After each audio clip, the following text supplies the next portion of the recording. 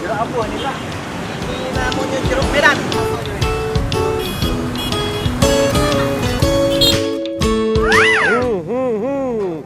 Lah dikato ke dak aturan kalau. Kau belok sana. Sana kalau kamu. Kau belok juga. Ini juga tak tahu diaturkan ini. Kau juga belok sana. Sana belok. Bawa itu dagangan kau tu. Lah dinjok teguran sudah. Lah dinjok surat peringatan sudah. Dak kata yang ngelarang kamu dagang. Tapi harus sesuai aturan. Ngerti tak kamu tu? Ya Pak. Hah? Ngerti kalau? Ya Pak. Kenapa masih berdagang di sini? Tak boleh lewat sempadan jalan 4 meter batasnya. Kalau tahu galo. Sebagai hukumannya, kamu galo-galo, kamu makan dagangan kamu tuh teko kulit-kulitnya.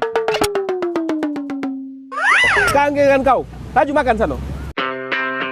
Kamu nih kalau tak dinjok hukuman, tak kapok-kapok. Makan! Makan! Nah, tengok!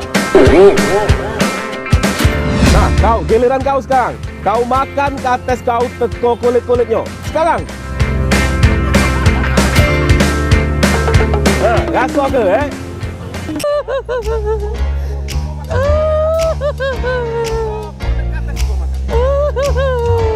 Nah, kau juga.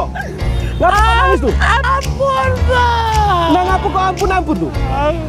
Kau jualan apa kau? Hah? Duren. Hah? Iya, Pak. Durian? Iya. Ampun, Pak. Pak, ampun, Pak.